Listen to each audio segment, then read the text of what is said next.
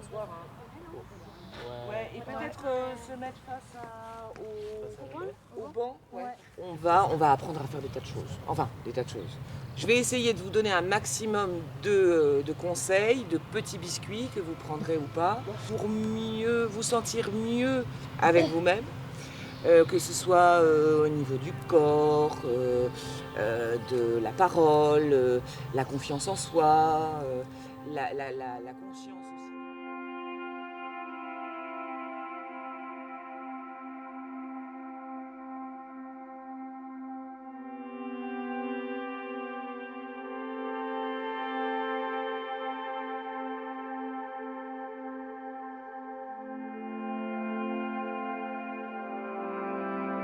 Donc on a reçu un courrier de la mairie qui nous invitait à venir pour un projet d'insertion.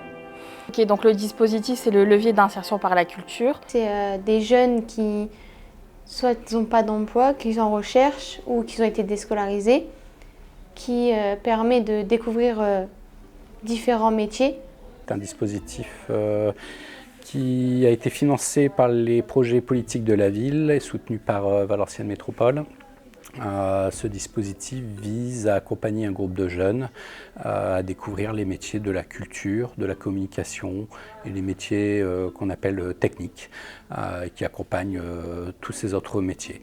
Donc voilà, on les a accompagnés sur une période de 4 mois et on a essayé de leur faire découvrir un maximum de métiers, mais aussi de personnes, de rencontres, et puis à travers des ateliers très pratiques.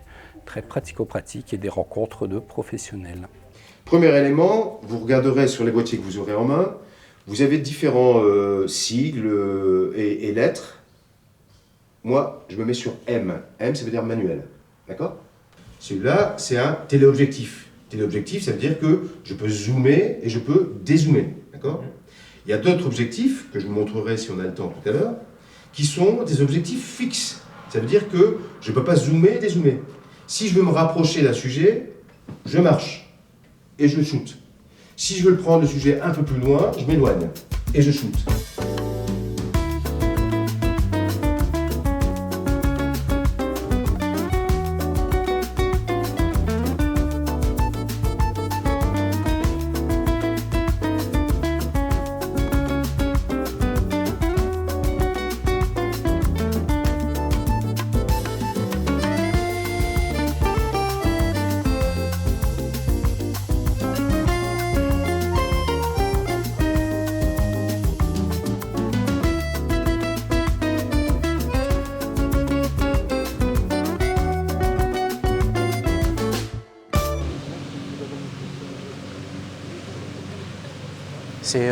En soi, la photographie, c'est un art que j'apprécie beaucoup.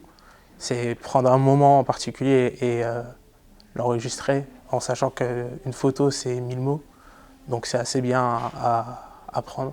Et on peut faire de très beaux paysages par rapport à ça, on peut faire plein de choses. En photo, on aimait facilement partir loin. Par exemple, on partait dans des délires complètement fous, alors que c'était pas du tout en rapport avec ce qu'on devait faire. Et généralement, le photographe nous suivait, donc on partait dans des délires pendant 20 minutes, des fous rires. En fait, en photo, j'avais découvert un peu que c'était plus compliqué que ce que je croyais.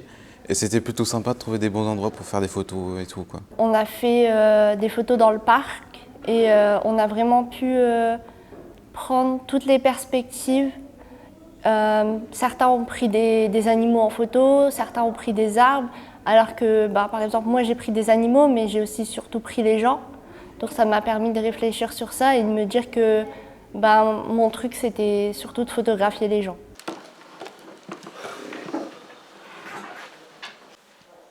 C'est tous les projecteurs. Tu peux en fait là au mieux les petites griffes, faut pas qu'elles soient là-dessus. 12-0. Un plan comme ça, vous pourrez toujours vous arranger avec quelqu'un que vous connaissez dans le festival. Vous lui demandez juste de marcher vers l'endroit où vous voulez aller, la buvette, que sais-je, le bar. On a préparé le festival des Agités du Mélange et mon rôle c'était d'interviewer les gens et comme j'aime bien le contact avec le public, etc., c'est un truc que j'ai bien aimé. Alors c'est un festival de musique qui représente bien son nom, donc Festival des Agités du Mélange, c'est avec plein de styles de musique différentes. Et il y avait aussi un peu d'art plastique On a d'abord fait des plans d'interview de bénévoles, de spectateurs et après on a été voir justement des artistes pour justement faire des interviews avec eux. Puis après on a fait des plans plus larges, plus des concerts également, des plans du public.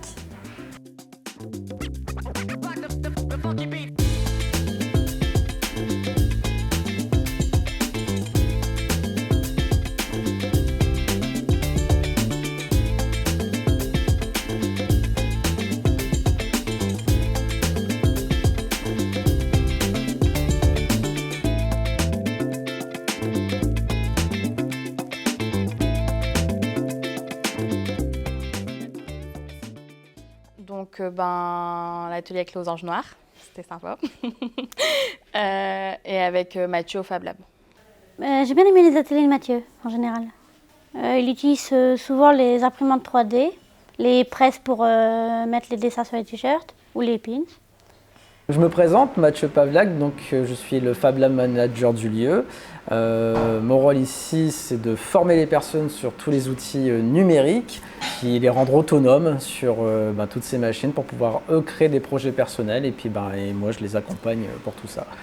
Mon rôle dans le projet, c'était de former les jeunes justement à ces outils-là et on s'est focalisé sur les outils plutôt dans l'ordre de l'imprimerie, donc avec tout ce qui concerne les presses textiles, la brodeuse numérique, plotter de découpe, voilà. Et donc à la fin, ils étaient capables de floquer un t-shirt, broder un vêtement, préparer un fichier aussi pour le faire. Voilà, dans nos formations, ils étaient capables de faire ça à la fin. Et ils nous ont fait aussi un sac pour les agités du mélange, où ils ont créé le logo, le format, ils l'ont imprimé et ça a été distribué donc ce jour-là. Donc voilà, c'était un peu le petit projet pour finaliser finalement tout ce qu'on a vu ensemble. Et puis mettre mes dessins au moins sur des objets, c'était quand même un rêve.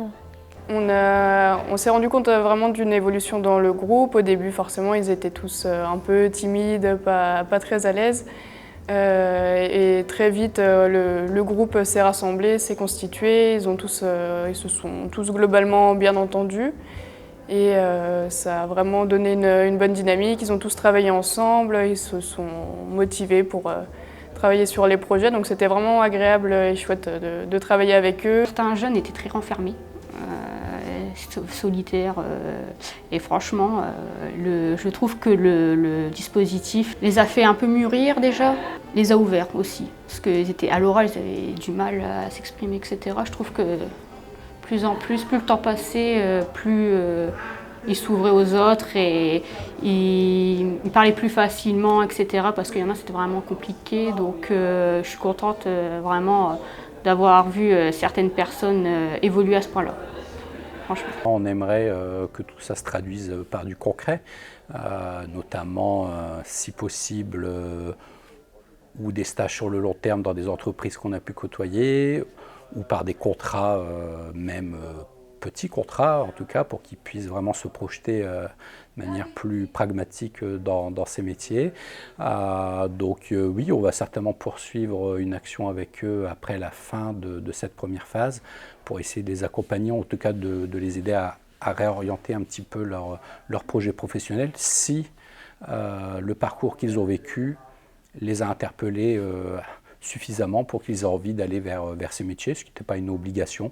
Mais en tout cas, nous, on souhaitait au minimum éveiller leur curiosité et puis en espérant derrière concrétiser des choses avec eux. Donc c'est une deuxième phase qui est un petit peu plus complexe, bien sûr, mais qu'on va essayer d'avoir avec eux. Mon projet professionnel, c'est de récupérer des chevaux maltraités ou abandonnés, les retravailler et pouvoir aider des personnes handicapées avec les chevaux. La suite pour moi, c'est du coup continuer mon projet professionnel qui est AES, c'est accompagnant éducatif et social.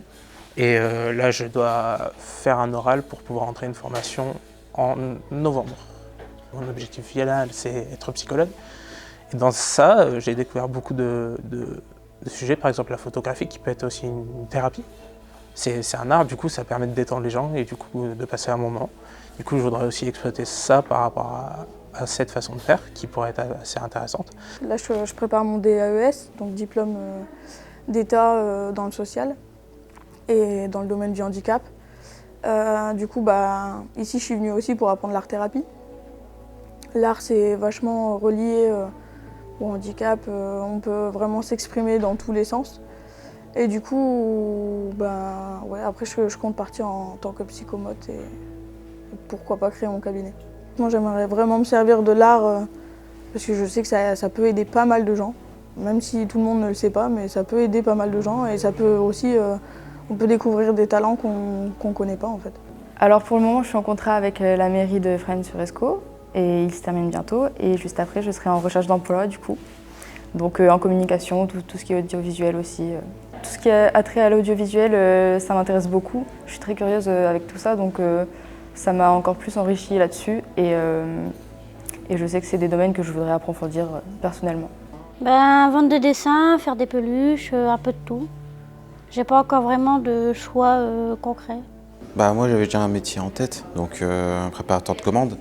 Après ça je suis en stage. Et peut-être après je serai en facéno ou après voir si je suis pris. Je suis contente d'avoir participé à ce levier d'insertion parce que quand je suis arrivée, je venais de finir mon école de photo et je ne savais pas trop comment faire ou quoi faire par la suite. Et quand c'est arrivé, du coup, ça m'a aidé à comprendre et voir des choses qui m'ont donné de nouvelles idées pour la suite.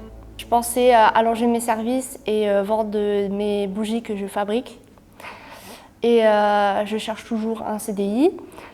Et je travaille actuellement à la mairie. Ça m'a permis de prendre confiance en moi, d'avoir une facilité avec le public et d'apprendre beaucoup de choses. Moi, mon projet pro, c'est le social. Du coup, on a été visiter un ESAT et du coup, j'ai vu que c'était quelque chose qui pouvait m'intéresser, de travailler avec les personnes en situation de handicap. Moi, je voudrais rajouter que c'est une expérience, ça a été une grande expérience, je pense, pour eux, mais ça a été aussi une super expérience pour nous.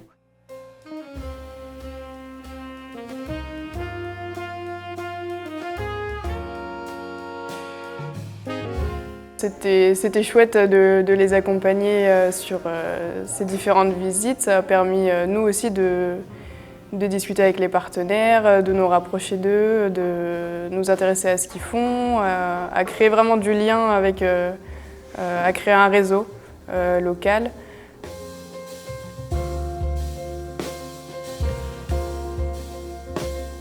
Là, effectivement, c'était la première session, donc c'était le début aussi.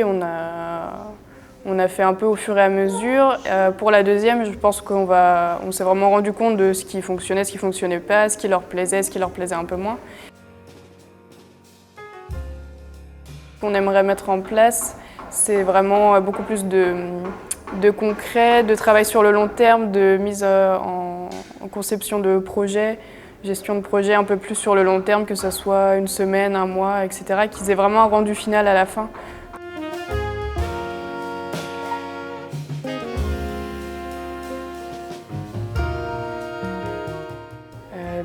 Si vous êtes un ou une jeune qui s'intéresse à la culture ou qui a envie de découvrir le dispositif, n'hésitez pas à rejoindre notre projet, ça sera sûrement très intéressant.